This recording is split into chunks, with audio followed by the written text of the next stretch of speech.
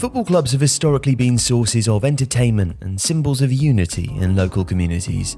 But today, they're also businesses, and as businesses, they release accounts or financial statements once every year. As supporters, it's important to know how to read these statements and what to look for in them as signs that your football club is healthy and being run effectively. In this video, we'll share an overview of each key financial statement released by a football club and how to read them. Every publicly listed business, including football clubs, releases 3 financial statements every year: a profit and loss or income statement, a balance sheet, and a cash flow statement. Each of these serves a different purpose and tells us different things about the state of the business, or in this case, the club. So we'll start with the most important one, the profit and loss or income statement. The profit and loss statement tells us about sources of income or revenue. For football clubs, these would be match day or stadium revenue, broadcasting revenue, commercial revenue, covering both merchandising and sponsorship deals, revenue from player sales, and revenue from competition winnings.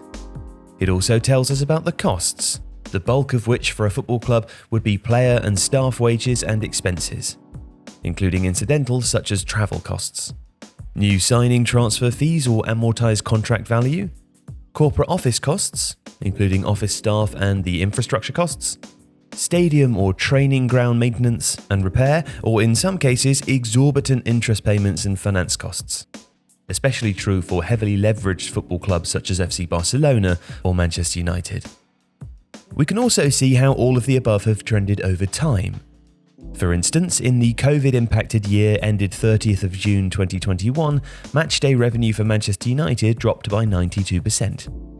Broadcasting income, however, increased by 81% in the same period, as matches deferred in the previous 12 months were played out post-June 2020, including matches in the latter stages of the Europa League, where United ultimately lost the final.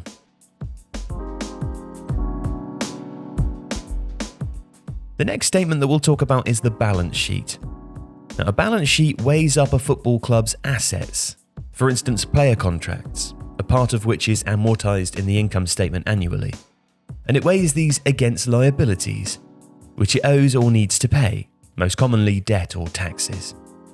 Now, the difference between the two is the shareholder return or equity, which is indicative of the wealth of a football club. The ratio of liabilities or debt and shareholder equity is called the debt-to-equity ratio, and it's an important metric calculated from a football club's balance sheet. It's a measure of how a football club is able to afford or finance the assets on its books.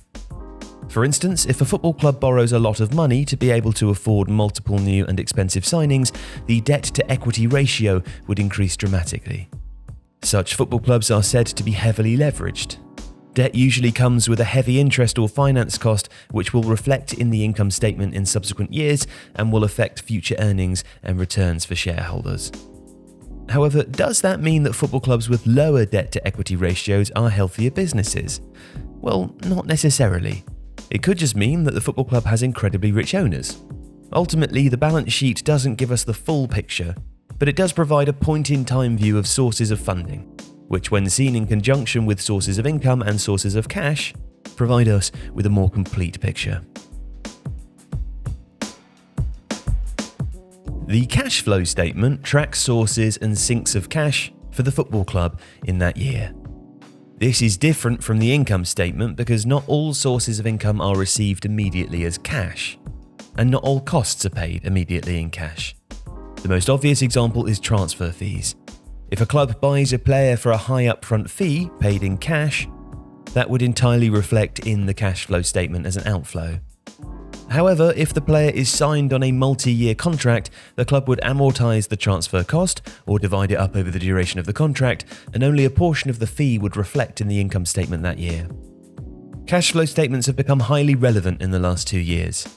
When COVID struck, while cash inflow dried up rapidly, matchday income went to zero and broadcasting and commercial revenues are not always received up front, cash outflow, including players' wages, remained high, severely depleting cash reserves for multiple football clubs. This resulted with owners making public pleas for players to give up wages for a few months. Now, it's worth bearing in mind that the overall health of a football club cannot be measured by any one of these statements in isolation. A combination of the three, however, can tell us a lot. We're sharing a list of the 5 most critical metrics below that are indicative of the overall financial health of a football club. 1. Split of revenue across various streams. So clubs with over-reliance on any one source of income, across broadcasting, matchday or commercial, are generally more at risk. A diversified revenue mix is a sign of a healthy football club. Bayern Munich, for example, have more or less consistently maintained a revenue mix of 50 to 55% commercial revenue, 30 to 35% broadcast revenue, and 15 to 20% matchday revenue. 2. Revenue growth year on year. Well, growth has been challenging in the COVID years, and not every revenue stream will grow in a streamlined way. For instance, qualification for the Champions League, or conversely, relegation, could drive massive swings in revenue from one year to the next. However, in a steady state, an annual revenue growth of 10% over the 5 to 10 year period is quite healthy. 3. Wages, cap distribution, inflation. Now, player wages are the key cost for a football club, so the wage structure is an important indicator of business health. 2 elements are of particular importance: the wage cap, which is the maximum wage paid to any player, and the wage distribution, the spread of wages across the team. As expected, this should be determined by the expected finish or status/position of the football club in the league. A common mistake here is when wealthy owners buy out football clubs that are mid-table or near relegation and bring about overnight changes in wage caps and distribution in a bid to lure new signings. This can have a drastic and negative impact on squad harmony and ultimately destroy the financial health of the club should they get relegated. Queen's Park Rangers are an example of that.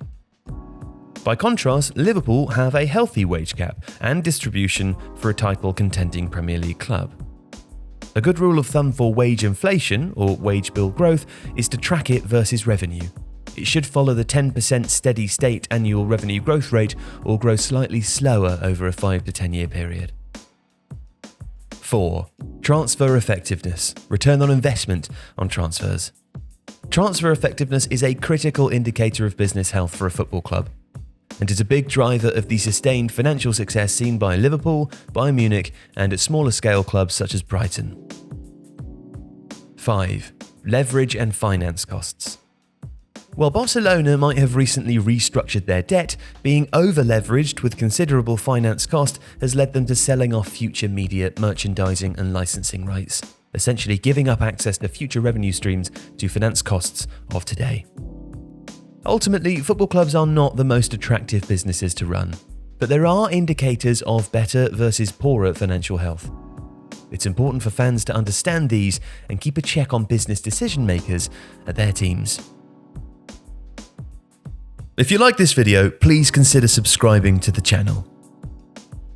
The Athletic is home to some of the world's best sports journalists, including David Ornstein, Daniel Taylor, Ollie Kay, Amy Lawrence and Rafa Honigstein. There are journalists dedicated to each Premier League team, so every fan gets the coverage they deserve, not just the big clubs. And you can try it for free now for 30 days. See the link in the description.